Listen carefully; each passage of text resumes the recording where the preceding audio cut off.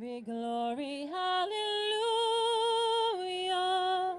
Glory, glory, hallelujah. Glory, glory, hallelujah. His truth is marching on. At this time, I would like to introduce Gordon O'Brien. I'd like to tell you a little bit about him. Gordon took part in the D-Day invasion in Normandy in 1964.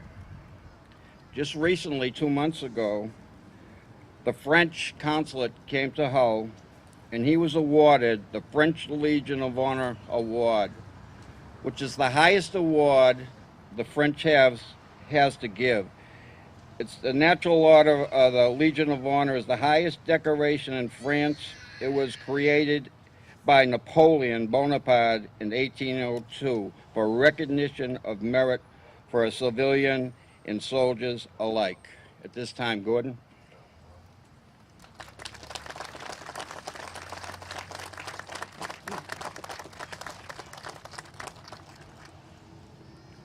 I didn't come here with any prepared speech, so I'll just tell you a short story about how I got this is the medal that John was talking about.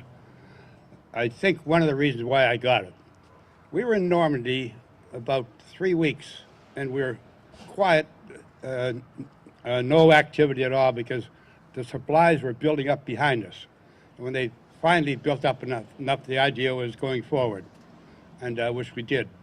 But there was a bridge in the town of Avranches in the lower part of Normandy, just before you get out of the Normandy, and it had a bridge, and the Germans would have to cross that bridge to get out of there. So the idea was they wanted to blow up that bridge, and they didn't have any way to get the explosive to the French resistance to blow up the bridge. They were afraid of dropping by airplane because the Germans were all through there. They'd pick it up themselves.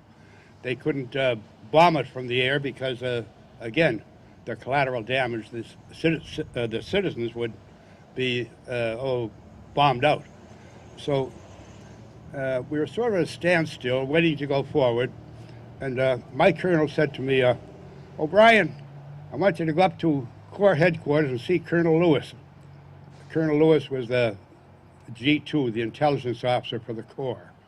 And I went up there, and he said, I saw Colonel Lewis, and I was in trouble.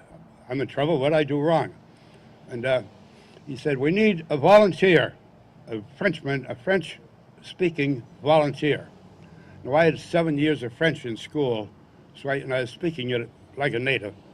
And I said, oh, okay, what for? He said, we need a volunteer to go through the German lines in civilian clothes to deliver these explosives to the French resistance in Avranches. I said, oh, they do, that's fine. Now I didn't know that, the wooden shoes that you see the Dutch people used to be wearing.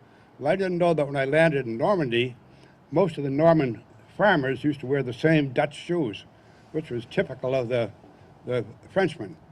And so they gave me civilian clothes and a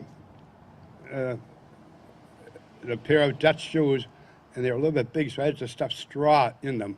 The straw was sticking out. Boy, they were uncomfortable. And civilian clothes throughout. And they had the explosives in a little wooden cart, and with dirt pile on top of it. And my job was to walk down through our line, through the German lines to the French, dragging this little cart behind me with a shovel over my shoulder. And no American uniform anywhere.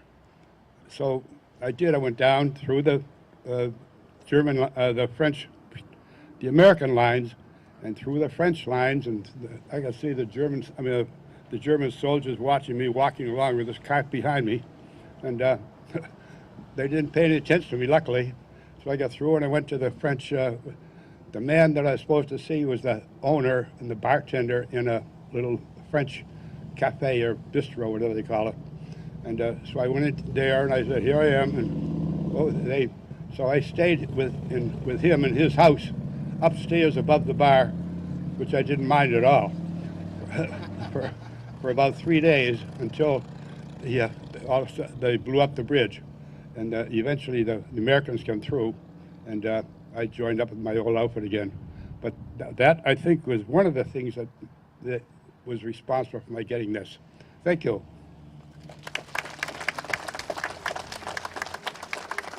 Thank you, Gordon. Oh, say does that star-spangled banner yet wave o'er the land